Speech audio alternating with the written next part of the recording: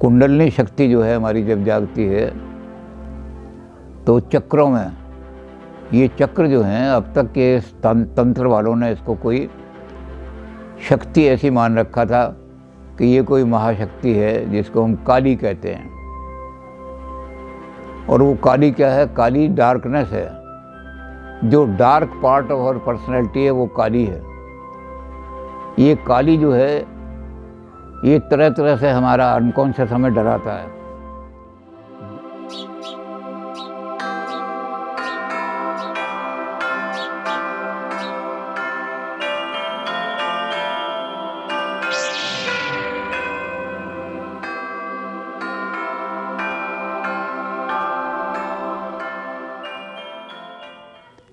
जितना बड़ा नाम फ्राइड का है,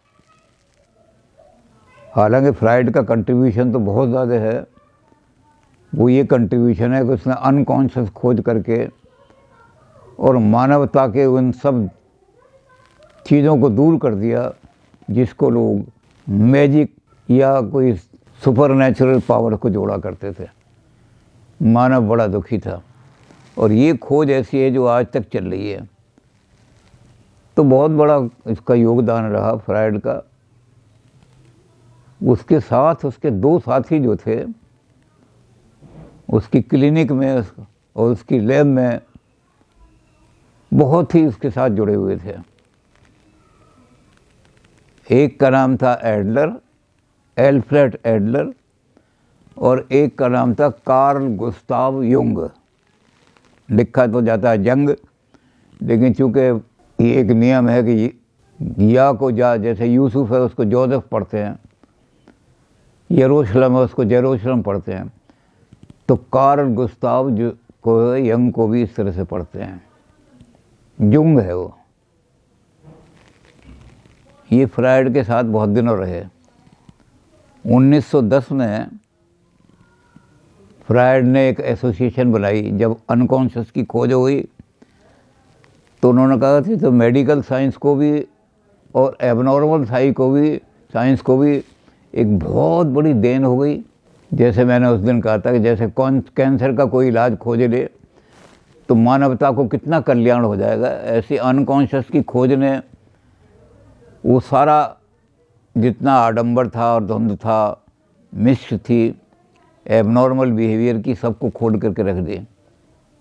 हज़ारों मरीज ठीक हो गए उससे। तो एक 1910 में एक एसोसिएशन बनाई फ्राइड ने, international psycho analytic association. Human personality को किस तरह से एनालिसिस करें कि उसका अनकॉन्शियस निकल के बाहर आ जाए और पता लग जाए वो एबनॉर्मल क्यों है, एबनॉर्मल बिहेवियर क्यों कर रहा है। बहुत सारी बीमारियां हैं, उनके नाम हम ये टेक्निकल नाम हैं, जानते भी नहीं हम, और हमारे उसमें भी नहीं है कि लेकिन वो सैकड़ों बीमारियां होती थी जो फ्राइड के पास आती थी। तो वो उनका पहले साइको एनालिसिस करता था। इसका साइको एनालिसिस करके इसके अनकॉन्शियस में से वो कारण निकालो जिनके कारण से ये बीमारी पैदा हुई है, कहाँ इसके पर्सनैलिटी। तो युंग और एडलर बड़े फ्राइड के साथ जुड़े हुए थे और पूरी एक एसोसिएशन बनाई थी 1910 में। उसके सबसे दुनिया में सबसे पहले जो उस एसोसिएशन के चेयरमैन बने या डायरेक्टर बने वो युंग बने, कार्ल गुस्ताव युंग। और ये 1914 तक 4 साल तक उसके प्रेसिडेंट रहे। 4 साल में फ्राइड की जो मेथोडोलॉजी थी उससे इनका मतभेद हो गया। इनसे पहले एडलर का मतभेद हो चुका था। एडलर छोड़ चुका था फ्राइड को और उसने अपनी अलग क्लिनिक बना ली थी और अपना वो अलग लेबोरेटरी वगैरह बना ली थी, एस्टेब्लिश कर ली थी। फ्राइड को बड़ा दुख तो हुआ था कि बहुत ही ऐसा साथी जो बहुत गहराई से चीज़ों को देख रहा था मेरे से चला गया। लेकिन 1914 में युंग का भी फ्राइड के साथ बहुत गहरा डिफरेंस हो गया और 1914 में भी 14 में उन्होंने फ्राइड को छोड़ दिया। छोड़ करके अपना अलग काम का शुरू किया। फ्रायड को बड़ा धक्का लगा और उसने अपनी जो लिबिडो की थ्योरी थी, प्योरली बायोलॉजिकल एनर्जी है, वही कन्वर्ट होती है। उस बायोलॉजिकल एनर्जी को बायोसाइकोलॉजिकल एनर्जी या साइकोसोमेटिक एनर्जी बना करके फ्रायड जो बात कर रहे थे, युंग का और एडलर का दोनों का उस पर डिफरेंस हो गया। एडलर ने भी कहा कि लिबिडो का मतलब सेक्स नहीं है। आदमी के अंदर जो जन्मजात इच्छा होती है वो सेक्स की इच्छा नहीं होती है। वो जन्मजात जो इच्छा होती है वो होती है सर्वाइवल की, मैं जिंदा रहूं। इसको कहते हैं एक आदमी के विल फॉर सुपीरियोरिटी। आदमी जब बाहर माँ के गर्भ से निकल कर के आता है तो एनवायरनमेंट का असर बहुत ज़्यादा पड़ता है उस पर। कभी ठंड लग रही है, कभी सर्दी लग रही है, कभी वो किसी चीज़ पर पालने में झूल रहा है तो पालने की उसको, क्योंकि अंदर तो बड़ा माँ के पेट में बड़ा सॉफ्ट चीज़ थे, अब यह कठोर पालने से, तो वो इन सारे एनवायरनमेंट में सुपीरियोरिटी का। तो एडलर ने कहा कि आप अगर बायोलॉजिस्ट हैं और बायोलॉजिकली आप आदमी की पर्सनैलिटी को देखना चाहते हैं, तो जो बायोलॉजी का एक देवता है, डॉयन ऑफ बायोलॉजी, बड़ा भयंकर जो बायोलॉजी का उत्कृष्ट पुरुष है, आप उसकी बात मानिए, आप डार्विन की बात मानिए। डार्विन कहता है कि सारी नेचर में कोई सेक्स का संघर्ष नहीं चल रहा, सर्वाइवल ऑफ द फिटेस्ट, अपने आप को फिट साबित करने का। तो ये जो डिज़ायर है, desire to control the environment, desire for superiority on the environment, यानी डिज़ायर फॉर सर्वाइवल, इसको मानो। लिबिडो माने डिज़ायर फॉर सर्वाइवल। लिबिडो का मतलब desire for superiority over the environment. और जब फ्रायड अपनी बात पे अड़े रहे कि नहीं, बायोलॉजिकल एनर्जी केमिकल में जाती है, केमिकल इसमें जाती है, इसमें जाती है, तो एडलर छोड़ गए। तो इसी बात पर इनका झगड़ा युंग से हुआ। युंग ने कहा कि लिबिडो का मतलब बायोलॉजिकल एनर्जी नहीं है। अब इसमें थोड़ा सा भेद हो गया। एडलर जो थे फ्रायड से अलग तो हुए, लेकिन उन्होंने वो मोनोइज्म, फ्रायड वाला मोनोइज्म नहीं छोड़ा। बायोलॉजिकल है सारा एक्सप्लेनेशन, लेकिन बायोलॉजी में उन्होंने कहा कि प्राइमरी जो एनर्जी है वो सेक्स नहीं है, प्राइमरी एनर्जी है survival, control over the environment, ये प्राइमरी है। सारी हंगर है, सेक्स है, कम्बैट है, बहुत सारी हमारी इंटरनल डिज़ायर्स हैं, वो सब इसी से जुड़ी हुई हैं सर्वाइवल की हमारी। तो युंग ने भी फ्रायड से अलग हो गए और उन्होंने कहा कि आप दो एनर्जी को अलग अलग मानो। मैटीरियल एनर्जी मैटर है, उस मैटर के अंदर एक ऐसी एनर्जी है जो अभी प्रकट नहीं हो रही है, उस एनर्जी को हम कहते हैं एलन वाइटल। ऐसी एनर्जी हमारे अंदर है, मैटर के अंदर, हमारे अंदर भी एक एनर्जी है, उसको कहते हैं लाइफ एनर्जी। लिबिडो का मतलब सेक्स नहीं है, लिबिडो का मतलब है लाइफ एनर्जी। तो फ्रायड से जब ये दोनों अलग हो गए तो फ्रायड को बड़ा धक्का लगा। फ्रायड ने अपनी थ्योरी चेंज कर दी। ये हमने पहले भी देखा था कि फ्रायड ने उसका नाम प्लेजर प्रिंसिपल रख दिया, सेक्स हटा दिया। फ्रायड की थ्योरी को लोग, पुराने लोग जो है ना, जो फ्रायड को, पुराने ओल्ड फ्रायड को पढ़ा, वो अब भी यही कहते हैं कि फ्रायड तो सेक्स, फ्रायड ने सेक्स को बिल्कुल छोड़ दिया। फ्रायड ने इरोस बना दिया उसको, प्लेजर की इच्छा। तो युंग जो हैं उनसे, फ्रायड से अलग हो गया। लेकिन जब वो अलग हो गए तो फ्रायड ने अपनी चेंज भी कर दी, तो ये दोबारा फ्रायड के साथ लौट के नहीं आए। इन्होंने अपना एक इंडिपेंडेंट स्कूल बनाया, इंडिपेंडेंट सर्वाइवल वो संप्रदाय खड़ा किया। एडलर ने अपना संप्रदाय अलग खड़ा किया, इन्होंने अपना संप्रदाय अलग खड़ा किया, यूंग ने। और यूंग ने इसमें बहुत सारी चीज़ें ली। बायोलॉजिकल डिज़ाइन में डार्विन को सबसे ज़्यादा क्रिटिसाइज़ करने वाला, और डार्विन को बल्कि क्रिटिसाइज नहीं कम्बैट करने वाला, इसको बिल्कुल ख़त्म करने वाला बर्गसॉ था। बर्गसॉ ने कहा कि फ्रायड ने, उसने डार्विन ने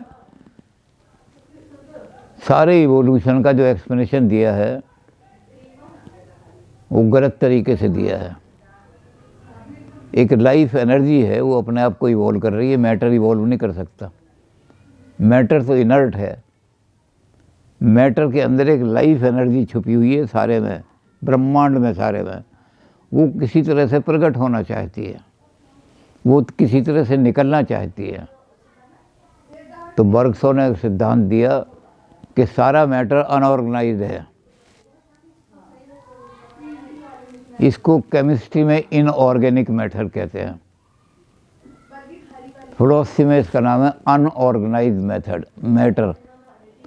ये सारी दुनिया में जो मैटर बिखरा हुआ है ये अनऑर्गेनाइज्ड है, और वो जो इसके अंदर एनर्जी है, लाइफ एनर्जी, वो इसको निकलने के लिए रास्ता उसको नहीं मिलता अनऑर्गेनाइज्ड में से, क्योंकि ऑर्गेनाइज हो तो रास्ता मिल जाए। अब अनऑर्गेनाइज में तो ऊबड़ खाबड़ इधर से निकलना चाहती है, तो पता लगा ये नाली बंद है, तो फिर लौट के आई। तो इसलिए ये एलन वाइटल क्या करती है, ये पहले उस इनऑर्गेनाइज को, अनऑर्गेनाइज मैटर को ऑर्गेनाइज करती है। जब ये इसको इनऑर्गेनाइज तो कहलाता है ऑर्गेनिक मैटर। सारी लाइफ ऑर्गेनिक मैटर से ही प्रकट हुई है, और ऑर्गेनिक मैटर ही उसको सपोर्ट करता है। यानी कार्बोहाइड्रेट, कार्बन कंपोनेंट जहाँ होंगे वहीं लाइफ प्रकट होगी, और लाइफ जो है सपोर्ट की जाएगी, और जहाँ कार्बन कंपोनेंट नहीं है वहाँ लाइफ प्रकट नहीं हो सकती, बल्कि नष्ट हो जाएगी। इनऑर्गेनिक केमिस्ट्री में सारी जहरीली चीज़ें हैं। आदमी अगर ज़रा सी भी खा ले जो इनऑर्गेनिक केमिस्ट्री के कंपाउंड हैं, तो उसकी डेथ हो जाएगी। और ऑर्गेनिक जो हैं उनको जिस तरह से हम चाहेंगे, तो एक पर्टिकुलर क्वांटिटी में हम जब मिलाते हैं तो कार्बोहाइड्रेट, कार्बन की एक पर्टिकुलर क्वांटिटी लेते हैं, उसको हाइड्रोजन के द्वारा हाइड्रेट करते हैं। जब कार्बोहाइड्रेट बनाते हैं तो मीठी चीज़ें बन जाती हैं, गुड़ बन जाती है, शक्कर बन जाती है, चीनी बन जाती है, ये कार्बोहाइड्रेट बन जाते हैं। ये कार्बोहाइड्रेट आदमी के जीवन में ईंधन का काम करते हैं। अगर ये ईंधन शरीर में ना पहुँचे तो आदमी थोड़ी देर में नीचे के बाद मर जाएगा। उसे ग्लूकोज की ज़रूरत पड़ेगी, ग्लूकोज चढ़ाओ जल्दी से इसको। तो कार्बोहाइड्रेट से ही लाइफ हमारी सर्वाइव करती है। और यही कार्बोहाइड्रेट जब क्या बनते हैं, उसमें कार्बन की मात्रा कार्बन की मात्रा बहुत ज़्यादा हो जाती है, और हाइड्रोजन की मात्रा बहुत थोड़ी रहती है, तो हाइड्रोकार्बन बन जाते हैं। पेट्रोल, मिट्टी का तेल, ये हाइड्रोकार्बन बन जाते हैं। ये आदमी की सारी जितनी जगह है उसको गर्मी देते हैं आदमी को। अगर ये ना हो सारे, तो सारा वातावरण बर्फ़ की तरह ठंडा हो जाए, आदमी मर जाए। तो एलन वाइटल जो है वो इस तरह निकलती है। तो बर्गसॉ ने कहा कि आप जो उस एलन वाइटल जैसी शक्ति को, जो मैटर के अंदर छुपी हुई है, उसको आप बिल्कुल इग्नोर कर रहे हैं। हम डार्विन को क्रिटिसाइज करके आए कि उस चीज़ को इग्नोर कर रहा है डार्विन, और आप भी अंदर से इग्नोर कर रहे हैं। तो साइकिक एनर्जी बायोलॉजिकल एनर्जी नहीं है। यूंग आए कहने लगे साइकोलॉजिकल एनर्जी पर हमें खोज करनी पड़ेगी। लेकिन एक चीज़ जिसके लिए यूंग बड़े, फ्रायड के भी क्या, जो भी अनकॉन्शियस को मानता था उससे बड़े फैसिनेटेड भी थे और उसके लिए फ्राइड का एहसान भी मानते थे वो। अनकॉन्शियस की खोज, बहुत सारे जिनको फ्राइड ने कहा कि बहुत सारी चीज़ें अभी ऐसी रह गई हैं जो अनएक्सप्लेन्ड हैं, मेटा साइकोलॉजी में जाना पड़ेगा इसके लिए। इस बात को यूंग ने भी माना। यूंग ने कहा कि ये जो अनकॉन्शियस है इसकी लेयर्स जो हैं, जहाँ तक हम अब पहुँचे हैं, खोजे हैं हमने, वो तो बहुत कम है। इसके अंदर और घुसना पड़ेगा, और घुसना पड़ेगा। तो हमें जब अंदर से वो सारी चीज़ें मिलेंगी जो अभी तक हमने नहीं निकाली हैं, तो हम ह्यूमन पर्सनैलिटी को पूरी तरह से खोल के दिखा देंगे। जो चीज़ें ऐसी फ्राइड जिनको कहते हैं कि अब भी बहुत सारी चीज़ें बड़ी मिस्टीरियस रह गई हैं ह्यूमन पर्सनैलिटी में, वो अनकॉन्शियस को खोजना है। तो उसके लिए यूंग जो थे वो हिंदुस्तान आए। उन्होंने कहा कि इंडिया में बड़े बड़े मिस्टिक उस्टिक हैं, बहुत दिन यहाँ बनारस में रहे हो। यहाँ के साइकोलॉजिस्ट के साथ साथ वो उन लोगों को भी मिले जिनके अंदर वो देखते थे कि बड़ी डेवलप्ड साइकिक पावर है। और उस साइकिक पावर का सबसे बड़ा उन्होंने नतीजा जो ऑब्ज़र्व किया, वो ऑब्ज़र्वेशन का, वो ये किया कि कुछ ऐसे लोग हैं जिनकी पर्सनैलिटी को देखते ही आदमी जो है आकर्षित हो जाता है उनकी तरफ, उनके चरणों में गिर जाता है, और जब उसके सिर पर वो हाथ फेरते हैं तो बड़ा पीस अनुभव करता है। ये साइकिक एनर्जी नहीं है तो और क्या है? ऐसे ही किसी के पैरों में थोड़ी गिर जाओगे आप। तो जिन्होंने अपनी साइकिक एनर्जी डेवलप की हुई है, साइकिक एनर्जी को बहुत आगे तक डेवलप किया है, उनके सामने जाकर के आदमी अपने दुखड़े कैथारसिस खुद ही कहने लगता है। आपको रिपोर्टिंग लेने में ये नहीं लगता कि भाई रिपोर्टिंग करने में पेशेंट रिपोर्टिंग दे रहा तो चलो भाई अगली सीटिंग में देगा, फिर और उससे रिपोर्ट बनाएंगे और देगा। 2-2, 3-3 सीटिंग, 14-14 सीटिंग हो जाती थी और पेशेंट कुछ। और यहाँ इंडिया में उन्होंने देखा कि लोग जाते हैं गुरु के चरणों में गिर जाते हैं, गुरु जी मुझे ये तकलीफ़ है। तो इनको लगा कि साइकिक एनर्जी का भी अध्ययन हमें करना चाहिए। ये अनकॉन्शियस के अंदर विराजमान है साइकिक एनर्जी। अनकॉन्शियस को हम अभी तक पूरी तरह से निकाल नहीं पाए हैं। इस अनकॉन्शियस को जब हम पूरी तरह से निकालेंगे और इसका पूरी तरह से खोज करेंगे तो हमें पता लगेगा कि और भी लेयर्स हैं आदमी के अंदर। तो इसलिए यूंग ने अनकॉन्शियस की खोज करने के लिए और साइकिक एनर्जी जो डेवलप करें उसके आकर के इंडिया का बहुत ज़्यादा अध्ययन किया, तंत्र का भी अध्ययन किया। तांत्रिक लोग जो हैं उन्होंने देखा कि तांत्रिक लोगों के अंदर बड़ी आकर्षक शक्ति होती है। वो जिसको आँखों से देखते हैं वो बस इतना आकर्षित हो जाता है कि अपनी बात नहीं बोल पाता, जो वो कहते हैं उसके मुंह से वही बात निकलती है। तो ये तांत्रिक की शक्ति क्या है? ये कोई भगवान की शक्ति है या क्या है? तो उन्होंने कहा नहीं, ये है तो शक्ति, लेकिन इसको हम अभी तक पहुंच नहीं पाए हैं। इस शक्ति के पास हम अभी तक पहुंच नहीं पाए हैं, तो मुझे इंडिया में ये रह करके अध्ययन करना पड़ेगा। तो तंत्र का भी उन्होंने, चक्रों का, मंडल का। अब इसमें क्या होते हैं, हमारे जो चक्र हैं उनका बड़ा मिस्टीरियस अध्ययन है। कुंडलनी शक्ति जो है हमारी जब जागती है तो चक्रों में, ये चक्र जो हैं अब तक के तंत्र वालों ने इसको कोई शक्ति ऐसी मान रखा था कि ये कोई महाशक्ति है जिसको हम काली कहते हैं। और वो काली क्या है? काली डार्कनेस है। जो dark part of our personality है वो काली है। ये काली जो है ये तरह तरह से हमारा अनकॉन्शियस हमें डराता है। जो इच्छाएं हमने अंदर छुपाई हुई हैं वो इच्छाएं अगर प्रकट हो गई तो वो इस काली को शांत करने के लिए बहुत प्रयास करता है कि अनकॉन्शियस की डिज़ायर जो हैं, तो एक तो अनकॉन्शियस का स्वरूप क्या है, इस पर इनका बहुत बड़ा डिफरेंस हुआ।